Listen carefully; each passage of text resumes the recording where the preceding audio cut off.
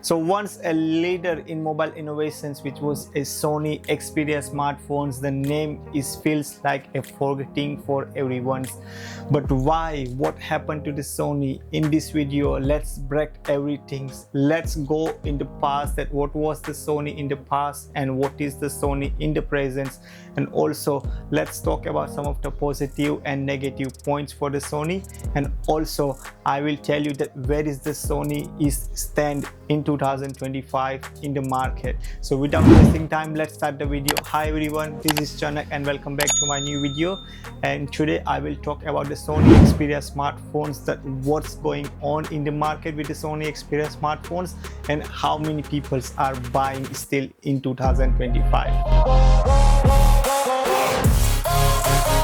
So the Sony, they are making their smartphone from years in the market. They launched their first smartphone in 2008, which was a Sony Ericsson Xperia X1. So in the past, there was a golden days for the Sony Xperia smartphones, especially in early 2010, when the Sony went for something special, when they made a waterproof designs phones before anyone other companies are make.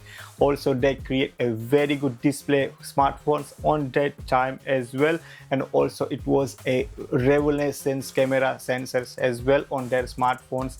Yes, I'm talking about the Sony Xperia Z series when they launched in first time in 2010, and they changed the Sony market for completely. But in 2025, the Sony smartphones is become a niche product for some of the peoples only. Even the tech fans and the YouTubers are barely discuss about their Xperia smartphones in the market at the moment. That's why the Sony smartphones is become a niche products for some of the peoples only, and that's why the Sony is now focusing on a professional grade features like a manual camera controls, which is they give you a professional quality when you are taking the photos. But the Sony still does well in 2025. Don't get me wrong, but they are making literally a very good smartphones as well in 2025. They are still lead in the display quality, sound quality, and also the camera sensors is amazing in Sony Xperia 1 Mark 7. Also, in fact, most of the modern smartphone companies, they are using a Sony camera sensors. Even they are holding their own big brand names like Apple and Samsung. So in the past, I was a crazy fan of the Sony smartphones in the past as well. Even still, I have one of the Sony smartphones in my collection, which is a Sony Xperia Z5 Compact.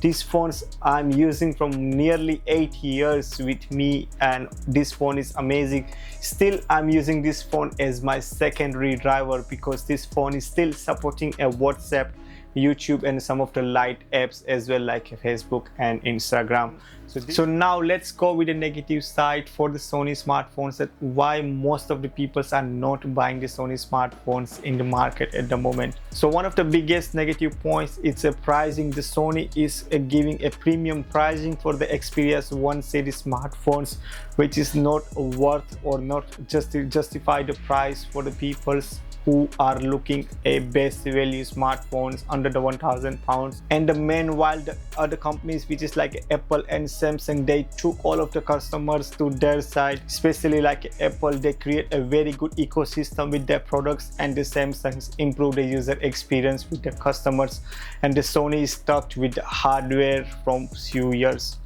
And if I can talk about the market comparisons for the Sony to the other companies, then if I can talk about the premium side, so the Apple and Samsung, they took majority of the customers to their side because of the ecosystems and brand loyalty.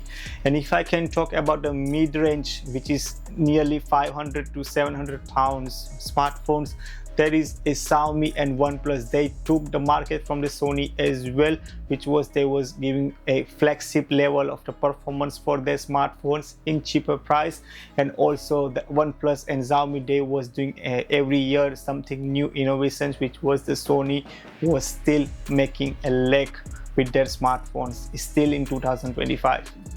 Alright, so let me give you my thoughts that why the Sony are not able to sell their phones to the market and why they are struggling to stand in the market in 2025.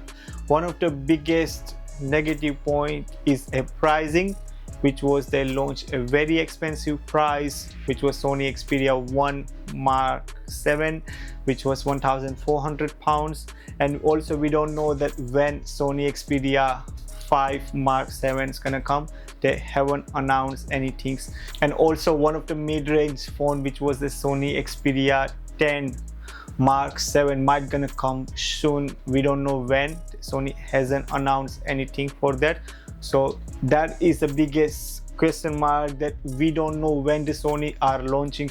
They are not a consistent like Apple and Samsung. The Apple always launch in September and the Samsung always launch their phones in January and July, which was a Fold and a Galaxy S series. We don't know with the Sony are always lack with the marketings. They silently launch their products and also there is nothing revenues and that people are go and buy their products. But the Sony still got chance to come back to the market.